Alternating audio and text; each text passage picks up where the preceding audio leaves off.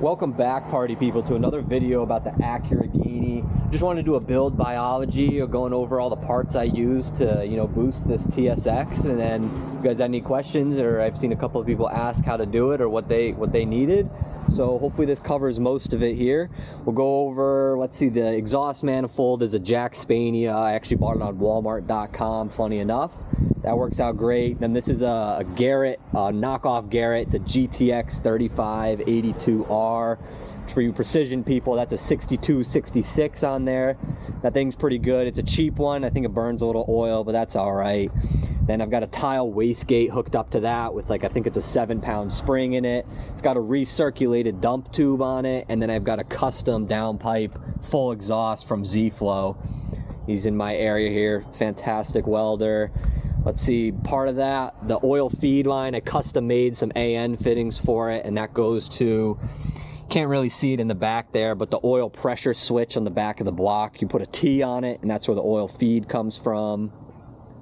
I've got one upgraded engine mount. I put all the other ones back to stock because it was vibrating the cabin really bad, so this makes it a little bit more dailyable. For the fuel system, I made a return line fuel system, so here's the feed side, and then I'm actually using the factory feed, which is in the back, as the return line for the system. We got a DW fuel filter on it, an eBay no-name fuel rail. It's got DW 1000cc injectors in it, obviously a fuel pressure gauge, and then I also have a DW fuel pressure regulator. What else here? We got the Honda 4-bar map sensor and an RBC intake manifold, obviously. That thing's sick. I love the way they make the car look much better than the stock one. We've got an aftermarket, this is the upper coolant housing, just so the turbo, look how close it is. It makes it fit much easier. That's another eBay special. I think a couple companies make them.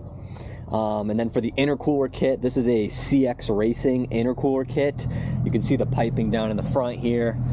Just a cheap kit. It works for now. It's not the biggest intercooler, so it doesn't cool the best, but it definitely works. I got a tile blow-off valve. I absolutely recommend going with tile instead of Chinesium parts for that, just because they just work better, honestly, more reliable, even though they are expensive. The CX Racing kit, the pipe usually comes all the way up for a rear-mounted turbo, but in this case, if you take the pipe and just cut it off here, you could get a coupler to fit to a Sidewinder kit. Let's see, then I got my dose tube on here that helps it with the stoo-doo-doo sounds, which is fire. And then for the battery, as you can see, it doesn't exist over here anymore. I ended up putting it in the trunk, and then I got one of these eBay positive and negative studs, so I just hooked up the regular positive stud that's usually here to that, and then obviously have a ground. I just use the regular ground cables.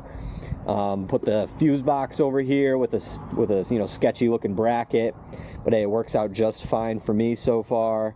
I think that's it for the engine bay side. I guess moving into the cabin, kind of the engine, I've got the upgraded shifting cables in it, which are pretty cool. They help the feel of the shifter. It also has inside, we've got the billet Jack Spania shifter. That thing's not too bad too. It makes a little noise, vibration, harshness going on, but hey, if you could live with it, it's sick.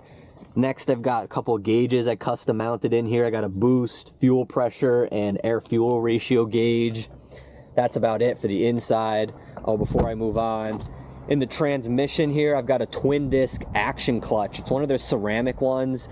It's okay, it holds the power. It's pretty freaking heavy though, and it squeals a lot. So I'd recommend getting an organic clutch instead of their ceramic one, but it still works just fine. I don't have that many issues with it.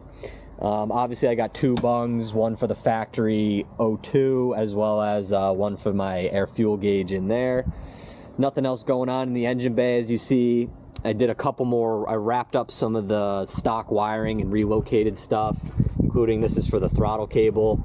Just push that in the back so you get more room for the downpipe on it. And then moving to the back of the car here, we could go over, I just relocated the battery. Battery's just sitting in the trunk with a homemade bracket screwed to the floor, as well as a little circuit breaker there. That thing works out perfectly for me. No issues with that. We got the single tip exhaust exit on it, looking sick. All made by Z-Flow. I'm not sure if I said that.